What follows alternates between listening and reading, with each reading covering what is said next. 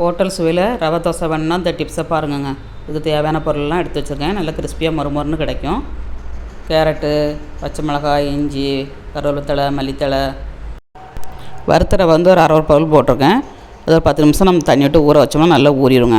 நல்லா ஊறினா தான் கிறிஸ்பியாக இருக்கும். 1 பவுல் அரிசி மாவு, அரை பவுல் மைதா மாவு, ஜீரகம், மிளகாய் தட்டி போட்டுக்கோங்க. கேரட்டு எல்லாம் போட்டு நல்லா மிக்ஸ் பண்ணிவிட்டு கருவேப்பிலை கொஞ்சம் முழுசாக போட்டிருக்கேன், கட் பண்ணியும் போட்டிருக்கேன். அப்புறமா பச்சை மிளகாய், இஞ்சி, மல்லித்தழை, பொட்டுக்கடலை ஒரு 3 ஸ்பூனு, பெருங்காயத்தூள், உப்பு, அப்புறமா எண்ணெய் ரீஃபைண்ட் ஆயில் ஊற்றிருக்கேன் ஒரு 4 ஸ்பூனு ஊற்றி நல்லா மிக்ஸ் பண்ணிவிட்டு ஊற்றினீங்கன்னா நல்லா கிறிஸ்பியாக கிடைக்குங்க. ஹோட்டல் சுவையில் கிடைக்கும். இந்த டிப்ஸ்லாம் ஃபாலோ பண்ணுங்கள். அட்டகாசமாட்டு ரவை தோசை பண்ணியாச்சுங்க. வீடியோ பிடிச்சிருந்தா லைக் பண்ணுங்கள், ஷேர் பண்ணுங்கள், கமெண்ட் பண்ணுங்கள். ட்ரை பண்ணிட்டு எப்படி வந்துச்சுங்க அதை சூப்பராகிட்டு பண்ணி எடுத்தாச்சு. மீண்டும் நெக்ஸ்ட் வீடியோவில் சந்திப்போம். பாய்.